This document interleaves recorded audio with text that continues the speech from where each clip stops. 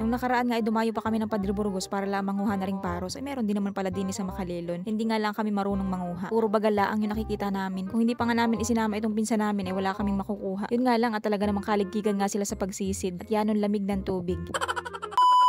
At yun na nga for today's video, ayun, at nakabalik na tayo sa dagat. Tama na ang lakwat siya, tayo magtrabaho na.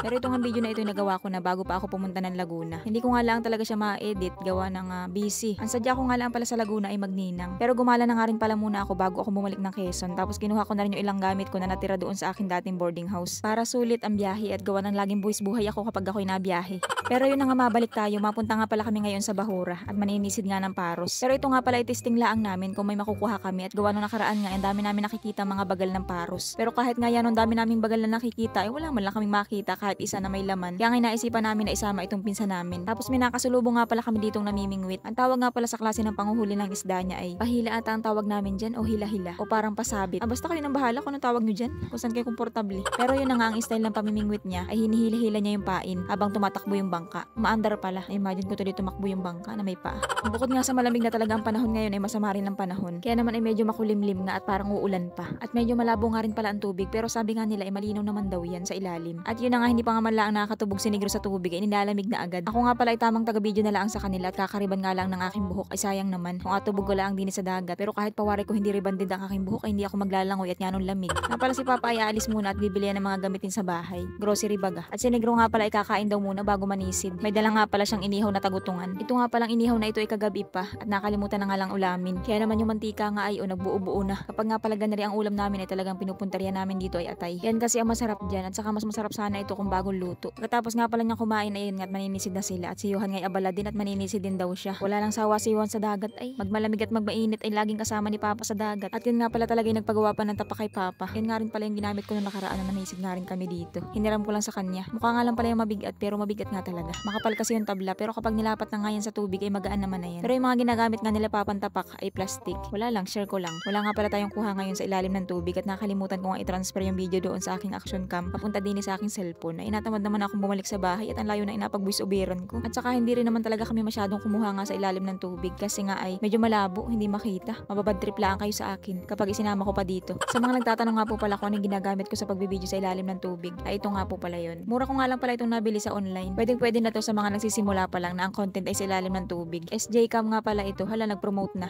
Teka lang, pakita ko muna yung mukha ko, baka na-miss nyo na. Laka, uy, pilingon. Hindi pa nga pala sa Johan nakakatagal sa paninisid ay ayan na nga at kutkot ng kutkot. At yan ang kati daw ng tubig. Sige lang, uy pa. Naglalandila naman sa dagat at hindi naman siya nakakakuha. Nga pala itong paros na i-content ko na rin nung nakaraan. Doon nga yaan sa Padre Burgos. At dahil nga wala tayong shot sa ilalim, hindi ko tuloy may papakita sa inyo kung anong itsura nila kapag sila'y nakabaon sa buhangin. Ilalagay ko na lang po yung link sa comment section nung nakaraan kong vlog sa pangunguhan nito para doon sa mga gustong makita kung ano bagang itsura nila kapag sila'y nakabaon sa buhangin. At doon sa mga ayaw ay diwag. Sa pagkuha nga pala ng paros ay nakakailan lublob sila bago nila makuha. At gawa ng iba yan ang lalim nga ng baon sa buhangin. At medyo mahirap nga daw palang panguhain ito kapag mababaw lang ang tubig na pangunguhaan. Hindi kasi sila makapwersa ng pagtipa at mababaw. Iba nga pala itong paros na ito kumpara doon sa mga nakukuha sa putikan. At malalaki rin ito. At ang kagandahan nga dito, pagkakuha mo sa kanya ay pwede mo na agad lutuin. Hindi nga tulad ng mga nakukuha sa putikan na kailangan pang ibatad para matanggal yung putik. Madali nga pala itong mamatay kaya naman ay kailangan mo siyang ibatad sa tubig. Lalo na nga kapag ibebenta mo at kailangan ay buhay. Ganito nga palang hanap buhay ng pinsan ko sa Burgos kaya naman isa na nga sila manguha ng ganyan. At nung kami nga ananisid dito nila Papa, nako, inaabot na lang kami ng siyam-siyam at nagsampu pa, wala man lang kami makita kahit isa. At yun na nga si Johan ay enjoy na enjoy naman sa kakalangoy ay kahit yanong kati ng tubig. May nakuha nga pala si Negron saang pero parang wala namang laman. At mukhang tubig lang yung laman at natulo. At tuwang-tuwa nga pala at nakakita daw ulit siya. May laman na daw ito at sigurado na. Halos dikit-dikit nga pala yung nakukuha ng pinsan ko na paros. At minsan nga daw ay sa isang mata lang pag pinaypayan niya ay tatlo yung nakukuha niya. At halos malalaki nga daw yung nakukuha niya. Wala naman kasi nangunguha ng ganyan din sa amin at wala din namang marunong manguha niyan. Ang alam lang namin panguhaing paros ay di yung nasa putikan. Medyo nakakabagot pala kapag nandito ka lang sa ibabaw ng bangka at tamang taga-video lang. Pero yun na nga, tumahon na nga pala si Negro at hindi na niya kinaya yung lamig ng tubig.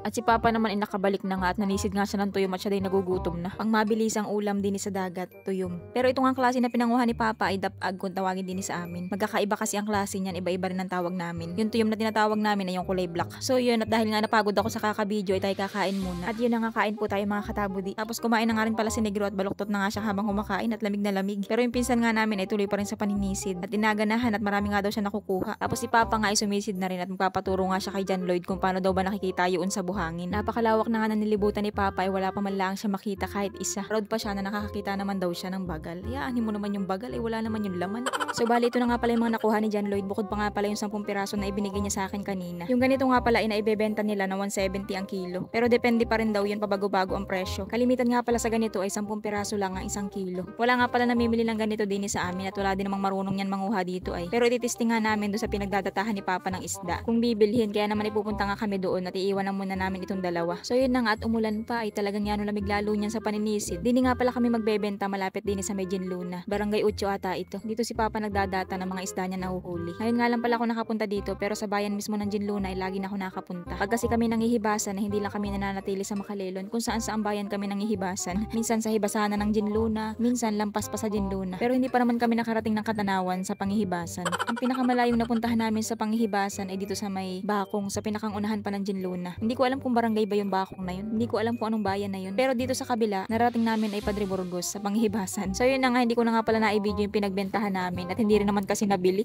Pinitsuran lang at apakita daw doon sa pinakang amo kung bibilhin daw. Pagbalik nga pala namin din sa dagat, nagpaluto nga pala si Papa ng ilang piraso at parang ang sarap daw humigop ng sabaw. At isang damakmak na sabaw nga ang inilagay ko. Sabaw pa lang hanap ay di sige. Tapos nakulangan pa nga pala si Papa at pinadagdagan pa nga ng sabaw. Ay, ewan ko na lang kung makalasa pa ang paros niyan sa daming sabaw. Konti nga lang pala yung niluto namin at akaunti na rin naman ang kanin. At saka ibebenta kasi nila yan. Pero bibili nga rin ako ng 1 kilo at lulutuin ko naman sa bahay. Natry kong ihawin, lalagyan ng sarsa. So yun na nga at kain po ulit tayo at ito nga pala tanghalian na namin. Pauwi na nga pala sana kami pero tinawagan nga kami at pinapabalik na yung paros at bibilhin nga daw. Nagpaiwan nga pala kami at maninisid pa daw itong dalawa. Abay ginanahan, akala ko bagay nalamig na at uwing-uwi na. Pero hindi na nga rin pala kami nagtagal at sobrang labo nga daw ng tubig at andini na nga pala kami sa ilog namin. Ay wow, inangkin na naman yung ilog. Pagkarating nga pala namin din sa bahay ay kumuha na nga pala ako ng dahon ng sibuyas at gagamitin ko nga sa gagawin kong sarsa. Ito nga pala ako kumuha sa tanim ni Mama at yung mga tanim ko nga sa kubo ay kinakain ng daga. Pati nga yung mga tanim kong lagikway ay nakain na rin. Sayang naman at masarap nga sana yun. Masarap pa naman yun kahit bulang lang ang pagkaluto. Nga pala wala akong mahingian ng harina kaya naman ikasabaw na lang ang gagamitin ko. O ganun talaga kami mga Tagalinang, hanggat may mahihingi sa kapitbahay, huwag kang bibili.